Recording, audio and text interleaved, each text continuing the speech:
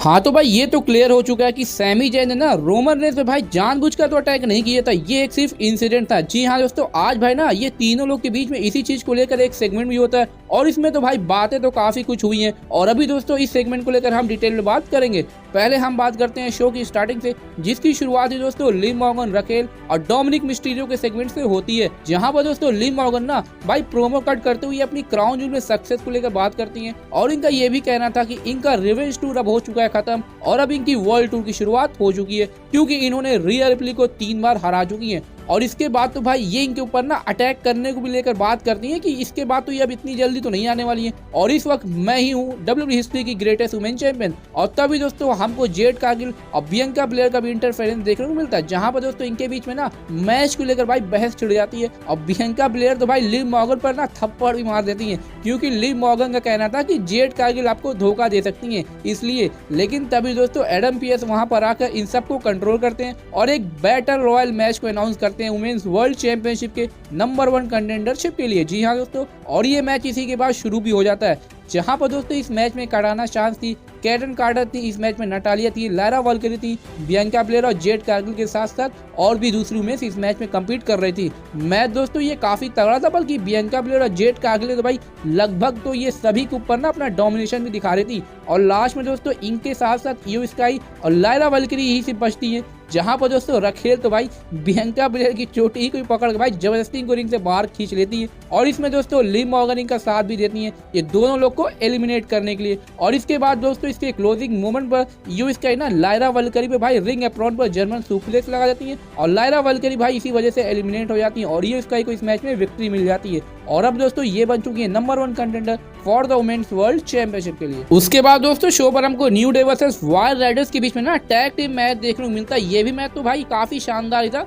बल्कि शुरू में दोस्तों न्यू डे ने थोड़ा सा डोमिनेशन जरूर दिखाया था मैच में, लेकिन ज्यादा देर तक इनका ये डोमिनेशन चलता नहीं है, क्योंकि दोस्तों इसके क्लोजिंग मोमेंट पर ना भाई जब लगभग कोफी किंगस्टन मैच को फिनिश ही कर चुके थे तो भाई पता नहीं क्यों जेवियर वुड्स को भाई चुल मची थी टैग लेने की और ये भाई टैग जैसे ही लेकर मैच में एंट्री करते हैं ना, वार राइडर्स भाई की हालत खराब करते हुए इनके ऊपर अपना फिनिशर वार मशीन लगा के पिन करके मैच में विक्ट्री ले लेते हैं। तो भाई यहाँ से तो ये क्लियर है कि न्यू डे के बीच में ना मामला भाई अभी भी गड़बड़ है, यानी भाई कब इस फैक्शन का ब्रेकअप हो जाए ना कुछ कह नहीं सकते हैं और ये ऑन द लाइन है। खैर दोस्तों उसके बाद शो पर हमको ना वो सेगमेंट देखने को मिलता है ना जिसको लेकर भाई सभी के माइंड में क्वेश्चन चल रहा होगा कि आखिर सैमी जैन ने रोमन रेंस पर अटैक क्यों किया था। और इसी सेगमेंट की शुरुआत दोस्तों सैमी जैन से ही होती है और रिएक्शन तो भाई को काफी तगड़ा वाला मिल रहा था, जहां पर दोस्तों ये पहले सऊदी के क्राउड को सलाम करते हैं और फिर अरबिक में कुछ बातें करते हैं और इसके बाद दोस्तों ये जैसे ये बोलते हैं ना कि मैं क्राउन जूल में हुए इंसिडेंट को लेकर बात करने वाला हूँ, तभी दोस्तों जे उसो इनको इंटरप्ट करते हैं और ये भाई थोड़ा सा ना गुस्से में जरूर लग रहे थे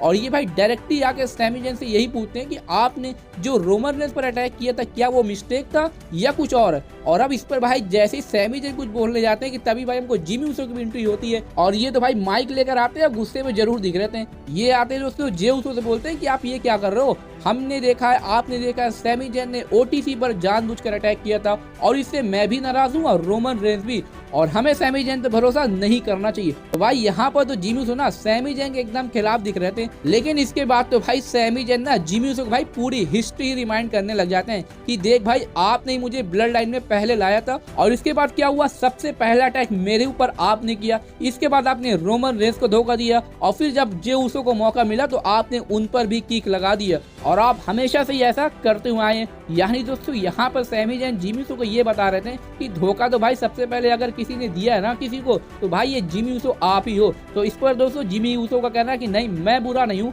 तो भाई फिर इस पर सैमी जैन का कहना कि हाँ मुझे पता है कि आप बुरे नहीं हो बल्कि आपका डिसीजन गलत होता है और क्राउन जूल में मैं इसलिए आया था क्योंकि जे उसो वहां पर थे और रोमन रेंस को देखकर ना मुझे कुछ पुराने दिनों जैसा महसूस होने लगा था और ये सिर्फ 1 मिनट के लिए था और इसके बाद तो भाई सारा मामला ही गड़बड़ हो गया था। लेकिन दोस्तों इसके बाद ना सैमी जैन जाते हुए बस इतना बोलते हैं कि मुझे माफ कीजिएगा मैं ये चीज दोबारा नहीं कर सकता। यानी भाई सैमी जैन ने तो ये क्लियर कर दिया कि अब ये दोबारा से ओजी ब्लड लाइन का पार्ट नहीं हो सकते। लेकिन दोस्तों जे उसो ना भाई इनको समझाते हुए बस इतना बोलते हैं कि हाँ आपका और हमारा ब्लड से तो कोई रिश्ता नहीं है, लेकिन आप फिर भी मेरी फैमिली है। और यहाँ पर दोस्तों क्राउड का रिएक्शन भाई काफी तगड़ा आ रहा था, लेकिन जिमी का कहना है नहीं ये फैमिली नहीं है, लेकिन दोस्तों फिर भी जे उसो का कहना है नहीं ये फैमिली है। और इसके बाद तो भाई ये सैमी जैन को ना स्मैकडाउन पर इनवाइट करते हैं ताकि ये लोग रोमन रेंज के साथ मिलकर बात करें। और इसके बाद दोस्तों ये सेगमेंट भी वहीं से एंड हो जाता है। तो भाई यहाँ से तो ये क्लियर हो चुका है कि सैमी जैन ने ना रोमन रेंज पे भाई जानबूझकर तो अटैक नहीं किया था। लेकिन दोस्तों अब ये चीज देखना काफी इंटरेस्टिंग होने वाली कि क्या स्मैकडाउन पर रोमन रेंज इस बात से सहमत होते भी हैं या नहीं। तो भाई इसके लिए तो अब हमको स्मैकडाउन ही देखना पड़ेगा और अब आगे की स्टोरी ना वहीं पर ही क्लियर होगी कि क्या रोमन रेंज सैमी जैन को फॉरगिव करते भी हैं या नहीं।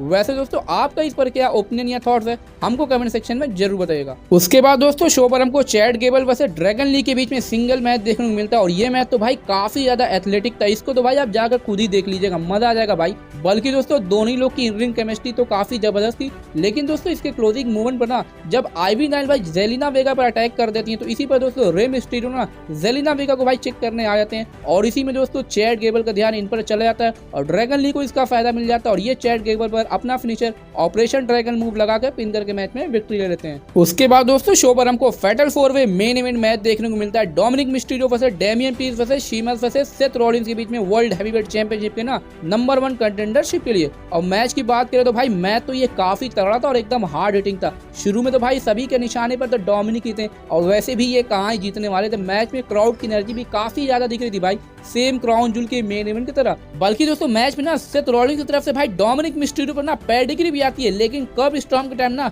भाई ब्रॉन्सन रीड की एंट्री होती है और इनको देखकर तो भाई सेथ रॉलिंस एकदम शॉक हो गए थे। बल्कि सभी ने भाई सिवाय डोमिनिक को छोड़कर सब इनको ऊपर अटैक भी करते हैं, लेकिन दोस्तों ब्रॉन्सन रीड को तो भाई इस वक्त दूसरे लेवल पर काम कर रहे हैं। तो ये दोस्तों सभी को डिस्ट्रॉय करते हुए ना डेमियन पीस और शीमत पर पहले सुनामी लगाते हैं और फिर लास्ट में सेथ रॉलिंस पर अनाउंसर टेबल पर सुनामी आती है भाई। मतलब भाई इन्होंने तो आज एकदम तबाही मचा दी थी भाई मेन इवेंट में। और इसका फायदा दोस्तों डोमिनिक उठाने की कोशिश भी करते हैं शीमत पर ना फ्रॉग स्प्लैश लगाकर, लेकिन पिन फॉल के टाइम भाई डेमियन पीस पिन को ब्रेक कर देते हैं। और फिर इसके क्लोजिंग मोमेंट पर दोस्तों ये डोमिनिक मिस्टीरियो के फ्रॉग स्प्लैश को भाई मिड एयर में कैच करके ना इसको साउथ ऑफ हेवन मूव में काउंटर कर देते हैं और फिर पिन करके मैच में विक्ट्री लेते हैं। जी हाँ दोस्तों डेमियन पीस भाई क्वालिफाई हो चुके हैं और अब ये फेस करेंगे गुंथर को for the world heavyweight championship के लिए। तो भाई मेन इवेंट तो काफी तगड़ा था और यहाँ से तो भाई ये तो क्लियर हो चुका है कि ब्रॉन्सन रीड और सेथ रॉलिंस की राइवलरी ना अभी भी भाई कंटिन्यू है और इसमें तो भाई मुझे तो काफी इंटरेस्ट आ रहा है, लेकिन पता नहीं आपको है भी या नहीं, हमको जरूर बताइएगा। और इसी के साथ दोस्तों शो भी वहीं से ऑफ चला जाता है। खैर दोस्तों वैसे आपको कैसा लगा भाई आज का मंडे नाइट रॉ हमको कमेंट सेक्शन में जरूर बताइएगा और अगर दोस्तों ये वीडियो अच्छी लगी इसको लाइक और ज्यादा शेयर जरूर करिएगा ऐसी WWE की इंटरेस्टिंग वीडियोस के लिए।